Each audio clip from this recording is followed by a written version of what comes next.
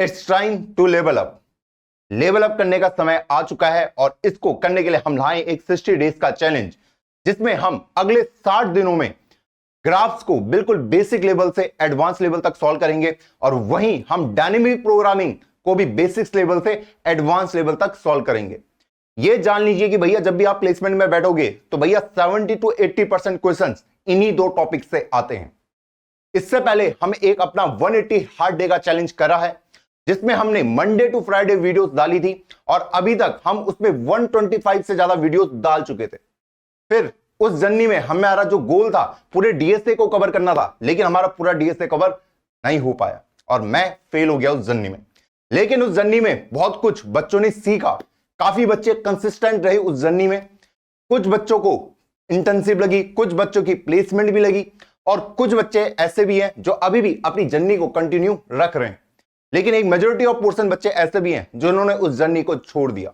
अब उसके कई रीजन हो सकते हैं, क्योंकि भैया 180 डेज बहुत ही लंबा पीरियड होता है, तो मे बी उनको बोरियत आ गई होगी या फिर उनका इंटरेस्ट किसी और चीज में चला गया होगा या फिर डिस्ट्रैक्शन हो गया होगा। बहुत सारे रीजन इसके पीछे हो सकते हैं। अब मैं चाहता हूं कि यार अगला जो 60 दिन हमारे होने वाले हैं उसमें हम लेवल अप करें अपना, क्योंकि भाई अभी तक हमने जितनी तैयारी कर ली है, अब अगले अगर ये 2 महीने हमने तमीज से तैयारी कर ली, अच्छे से तैयारी कर ली, तो भैया अगर आप सेकंड ईयर में, थर्ड ईयर में या फाइनल ईयर में, तो आपको इंटर्नशिप प्लेसमेंट वगैरह क्रैक करने में कोई दिक्कत नहीं होगी। अब ऑलरेडी ग्राफ और डायनेमिक प्रोग्रामिंग के जो ट्यूटोरियल्स हैं वो ऑलरेडी बहुत जगह प्रेजेंट है, लेकिन मैं आपको बताना चाहूंगा कि भाई अब आ चुका है 2024 और यहां पे जो क्वेश्चंस हैं, जो प्रॉब्लम स्टेटमेंट आपको दी जाती हैं ऑनलाइन कोडिंग राउंड में, उनका लेवल काफी हाई हो गया है। अब अगर उस लेवल को पहुंचना है तो भैया उस लेवल की हमें प्रॉब्लम सॉल्व करनी पड़ेंगी। अब वो जमाना चला गया कि हम वहां से लीड कोड से उनके टॉप सॉल्यूशन छांट के वही ऑनलाइन कोडिंग राउंड में डाल दें और वो सॉल्यूशन एक्सेप्ट हो जाता था। लेकिन क्या हो रहा है अब, क्योंकि भैया मैक्सिमम बच्चे वही कॉपी पेस्ट करते हैं, फ्लैग बच्चों का आता है, उनका कोडिंग राउंड क्लियर नहीं होता। और एक अगर नया वैरायटी का क्वेश्चन आ गया तो बच्चे सोच ही नहीं पाते। तो भैया एक जो हमारा मेन फोकस होगा कि भैया प्रॉब्लम देख के हमें समझ आ जाएगा कि भैया ये किसका प्रॉब्लम है, ये ग्राफ से सॉल्व होने वाला है, डीपी से सॉल्व होने वाला है। अब वो कैसे होगा, वो होगा हमारा प्रैक्टिस के साथ। अब इसको सॉल्व करने के लिए सबसे बेस्ट स्ट्रेटजी हमारे पास क्या हो सकती है, भैया हम हर एक चीज को रियल वर्ल्ड एग्जांपल से कंबाइन करके सीखने की कोशिश करें। मैं ग्राफ को ऐसा शुरू नहीं करूंगा कि यहां पे आपके लिए वर्टेक्स बना दी, एज बना दिया, वो समझा रहा हूं, नहीं। पहले आपको रियल मीनिंग समझ आना चाहिए कि भैया ग्राफ का यूज केस क्यों है। हमने अभी तक जो अपने डेटा स्ट्रक्चर अभी तक जो हमने कवर करे हैं, एरे की बात करूं, लिंक लिस्ट की बात करूं, स्टैक, क्यूब, बहुत सारे हमने डेटा स्ट्रक्चर पढ़े, ट्री वगैरह, उनको हमने रियल वर्ल्ड एग्जांपल की हेल्प से पढ़ा ताकि हमें समझ आ पाए।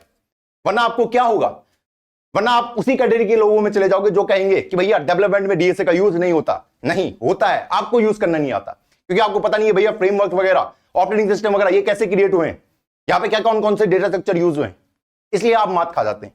अब ये जो चैलेंज है ये ट्यूसडे से, कल से शुरू हो रहा है कोडर आर्मी चैनल पे। अब अगर आप इस चैलेंज के लिए रेडी हैं तो चैलेंज एक्सेप्टेड लिख दें। मंडे टू फ्राइडे रोज वीडियोस आएंगी, जो वीडियो की लेंथ है 15-20 मिनट वाला छोड़ दो, रील वाला जमाना गया, 1-1 घंटे के लेक्चर आएंगे और उनको हमको तमीज से बैठ के पढ़ना है। जो हमारा अटेंशन स्पैम है वो बहुत कम हो चुका है, उसको बढ़ाने की जरूरत है।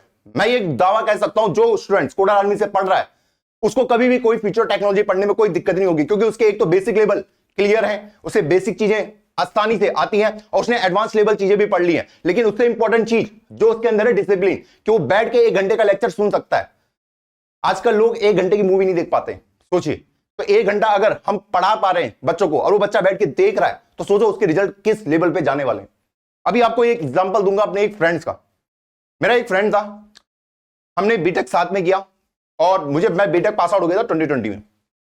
उसके बाद 2 साल बीत गए और एक दिन वो अचानक मेरे पास आया, मुझे बोला यार मुझे जॉब चाहिए। और वो कॉलेज में बहुत ही वैसा स्टूडेंट था कि मतलब पासिंग मार्क्स लगाने वाला। तो मैंने कहा यार तुझे प्रिपरेशन वगैरह करनी पड़ेगी, तो मैंने उसको रिसोर्सेज वगैरह बताई। फिर उसने पे आफ्टर प्लेसमेंट वाले जो कोर्सेज होते हैं वो उनके चक्कर में पड़ गया। उसने मुझे पूछा क्या मैं एनरोल करूं। अब वहां पे जब उसने मुझसे मेरी ऑनेस्ट राय मांगी तो मैंने तो मना ही किया। मुझे पता है यार वहां की रियलिटी की वो भी आपको रियल में प्लेसमेंट नहीं देने वाले, मैंने मना किया। अब मैं उसके साथ जबरदस्ती नहीं कर सकता कि भाई मत ले, वरना वो ये सोचता कि शायद ये मेरा भला नहीं सोच रहा है ना। हम नहीं चाहते कि यार जैसे आप वो, मैं आपको दे सकता हूं वो बोल्ड जो भी रिव्यूज वगैरह है, लेकिन अपने दोस्त को देना वो थोड़ा क्या रहता है, थोड़ा रिस्की से रहता है कि वो ऐसा गलत ना सोचे मेरे बारे में, क्योंकि वो मुझे पर्सनली जानता भी है। अब उसने उस कोर्स में एनरोल किया, उसने अपने 80,000, जी हाँ 80,000 रुपए इन्वेस्ट किए, उसे लगभग 1.5 साल हो चुका है और अभी तक उसका प्लेसमेंट नहीं हुआ। अब मैं ये नहीं कहूंगा कि भैया उसमें सिर्फ उस कोचिंग की गलती है, जो मेरा दोस्त है उसकी भी गलती है। एक दिन उसने मुझे कहा कि यार मुझे रेफरल दिला दे, तो उसने मुझे अपना रिज्यूमे भेजा। मैंने कहा रिज्यूमे भेजो, मैं देखता हूं। जब मेरे दोस्त ने मुझे रिज्यूमे भेजा, यार वो रिज्यूमे देख के ना मुझे शर्म आ गई। उससे बढ़िया रिज्यूमे एक जो होटल मैनेजमेंट वाला लड़का होता है ना, जो अपना रिज्यूमे भेजता है, उसका रिज्यूमे ज्यादा बेटर था। एक तो इतनी ज्यादा स्पेलिंग मिस्टेक उस रिज्यूमे में, और जो प्रोजेक्ट्स के नाम पे बनाए हुए थे टिक टैक टू वगैरह ये सब चीज, भाई कौन से जमाने में रह रहे हो। मैंने उसको डांटा, लिटरली डांटा। मैंने कहा तूने करा क्या ये? अगर आप नहीं चाहते कि मैं इस फेज से जाऊं, देखो अगर एक बार पास आउट हो गए ना, तो दो घर वालों को झेलना और ये रिलेटिव को ताने झेलना बहुत मुश्किल काम होता है। इसलिए मैं चाहता हूं कि अभी बैठ के, जी हां अभी बैठ के अच्छे से प्रिपरेशन कर लो। कोई पैसा आपसे नहीं लिया जा रहा है। मैं चाहता हूं कि तगड़े से प्लेसमेंट ले उठाओ आप लोग। और अब जिन बच्चों ने प्लेसमेंट क्रैक कर ली है, आने वाले टाइम पे उनके इंटरव्यू भी हमारे इस चैनल पे आने वाले हैं, तो उसके लिए आप रेडी रहना। उनकी जो जर्नी है, किस तरीके से उन्होंने एक अच्छा प्लेसमेंट प्राप्त किया यहीं से फ्री में बढ़ के, तो वो भी मैं आपके साथ शेयर करूंगा, ताकि वो आपके लिए एक मोटिवेशन की तरह रहे। अब एक चीज आपको ध्यान देनी है, 10% मेरा एफर्ट होगा, 90% आपका एफर्ट होगा। मैं जो पढ़ाऊंगा, जो भी मैं क्लास में पढ़ाऊंगा, एक तो आपको उसको ध्यानपूर्वक सुनना है, उसके बाद आपको उसके नोट्स बनाने हैं सेकंड स्टेप में। अब नोट्स आपको खुद से बनाने, दूसरे के कॉपी करके कुछ फायदा नहीं है, वरना आप बैक टू जीरो आ जाएंगे। नोट्स खुद से बनाना क्यों जरूरी है भाई? जब हम खुद से बनाते तो हमें एक्चुअल में उस चीज की मीनिंग समझ आती है। जो भी चीजें मैं बना रहा हूं उसको अपने लॉजिक के हिसाब से भी क्रिएट करना स्टार्ट करो। अब ये तो हमारी दो चीजें कि एक तो अच्छे से लेक्चर देखो, और हो सके तो सुबह उठने की कोशिश करो, सुबह 6 बजे। अगर आप सुबह 6 बजे उठने की आदत डाल देते हैं, एक हैबिट डाल देते हैं, तो भैया आपकी जो लाइफ की जर्नी है वो बहुत ज्यादा चेंज हो जाएगी। आप इन मोटिवेशन कोट पे मत जाया करो कि भैया सुबह उठ के कुछ फायदा नहीं है, आप दिन में उठो शाम को उठो, प्रोडक्टिविटी कभी भी आ सकती है। नहीं भाई, आ सकती है, लेकिन अगर आप सुबह उठते हो तो बहुत हाई चांसेस आपकी प्रोडक्टिविटी आएगी। ऐसा क्यों कह रहा हूं? देखो अगर आप सुबह उठ जाते हैं, तो अगर आपने सुबह 2-3 घंटे पढ़ लिए, तो उसके बाद अगर आप क्लास जा रहे हैं, आपकी क्लासेस होती हैं, उसके बाद थोड़ा दोस्तों से मिलना झुलना, तो अगर आपने पूरे दिन पढ़ाई नहीं भी करी तो आपको गिल्ट नहीं होगा। लेकिन अगर आपने सुबह नहीं पढ़ाई नहीं करी, सुबह शाम को आप क्लास जा रहे हो, सुबह शाम क्लास जा रहे हो, उसके बाद आपने दोस्तों के साथ मस्ती वगैरह करी, पढ़ने का आपको टाइम ही नहीं मिला, ये मेजोरिटी ऑफ प्रॉब्लम होती है। अब तीसरी चीज आपको इसी में क्या करनी है, भैया जो भी मैं पढ़ाऊंगा उसको तो आपने ध्यान से सुन लिया, मैं आपको होमवर्क वगैरह दूंगा, आपको उसको भी करना है, लेकिन आपको खुद से भी कुछ क्वेश्चन को एक्सप्लोर करने होंगे कि भैया क्या क्या पूछा जा रहा है। लीड कोड वगैरह खोलो, जीएफजी वगैरह खोलो, वहां से क्वेश्चन देखो, खुद से अटेम्प्ट करने की कोशिश करो, देखो मैं कहां गलत जा रहा हूं, क्या सही जा रहा हूं। वो वाली हैबिट आपको डालनी पड़ेगी, एक्सप्लोरेशन की हैबिट। चौथी चीज, आपको रिवीजन करना पड़ेगा। इन 60 दिनों में जो भी चीज मैं पढ़ा रहा हूंगा उनको आपको रिवाइज करना है। रिवाइज भी करना, रिवाइज नहीं करोगे भूल जाओगे, सब गायब हो जाएगा। और एक और चीज, जो भी कोड मैं पढ़ाऊंगा क्लास में उसको टाइप भी करना है, उसके नोट्स नहीं बनाने सिर्फ।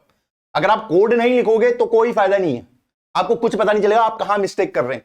बहुत बार ऐसे एक इल्यूजन क्रिएट हो जाएगा, मैं पढ़ा रहा हूं सब कुछ समझ आएगा, दिमाग के अंदर घुस जाएगा, लेकिन अगर प्रैक्टिस नहीं करोगे तो सिर्फ एक डिल्यूजन क्रिएट हो जाएगा कि मैंने ग्राफ भी कंप्लीट कर लिया, डीपी भी कंप्लीट कर लिया, लेकिन आने के नाम पे आपको कुछ नहीं आएगा जब तक आप खुद से बैठ के कंप्यूटर में कोड नहीं लिखोगे। क्योंकि वहां पे आपको एक रियल लाइफ कंपटीशन मिलेगा, जहां पे आपको पता चलेगा कि मैं क्या क्या गलतियां कर रहा हूं और किस तरीके से इन गलतियों को मैं सुधार सकता हूं।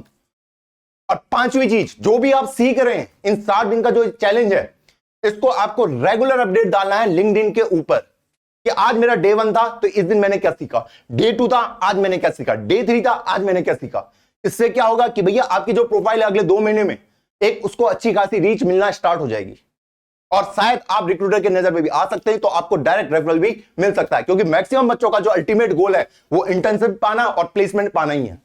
तो मैं चाहता हूं ये अगले 60 दिन जो आपकी ये समर वेकेशन है, इसको अच्छे से यूज कर लो, ताकि आपको एक तगड़ा प्लेसमेंट लेने से कोई नहीं रोक सकता, सिर्फ आप ही हैं जो खुद को रोक सकते हैं। अब इसमें सिर्फ आपको क्या करना है, सुबह 6 बजे उठने की आदत डालनी है। सुबह 6 बजे लेक्चर आएंगे, 1 घंटे का होगा, उससे कम का नहीं होगा। ऑन एन एवरेज 45-50 या 1 घंटे के अराउंड ही हमारा लेक्चर होते हैं। तो भैया उसको देखो और उसके नोट्स बनाओ, कोडिंग प्रैक्टिस करो। बस अगर आपने ये 2 महीने में कर लिया तो मैं आपको बता रहा हूं आप उस जंग के लिए रेडी हैं। आपके साथ वो नहीं होगा कि मैं वहां गया कोडिंग राउंड में, वहां पे क्वेश्चन आया मुझे पता ही नहीं चला, मैंने देखा तो है क्वेश्चन, बस मैं क्वेश्चन बना नहीं पा रहा हूं। और कई बार ऐसा होगा कि भैया क्वेश्चन तो देखा ही नहीं है, सुना ही नहीं है, तो क्वेश्चन तो मैं सॉल्व कर ही नहीं पा रहा हूं। वो वाली चीजें आपके साथ वहां ना हो, तो वही सारी प्रैक्टिस हम पहले ही कर लें, ताकि वो सेम प्रॉब्लम हम वहां पे फेस ना करें। तो अगर आप इस चैलेंज के लिए रेडी हैं तो भैया हमारा जो नया चैनल है ऑलरेडी काफी पुराना हो चुका है, कोडर आर्मी, आप जाके उसको सब्सक्राइब कर लें और कल ट्यूसडे सुबह 6 बजे से लेक्चर आना स्टार्ट हो जाएंगे। और अगर आप 60 डेज चैलेंज के लिए रेडी हैं तो लिख दो I am accepting this 60 days challenge और लिंक्डइन पे भी अपडेट कर दो कि हाँ मैं इस चैलेंज को एक्सेप्ट कर रहा हूं आज ही। तो भैया मिलता हूं आपको कल सुबह के 6 बजे के लेक्चर में, तब तक के लिए जय हिंद जय भारत।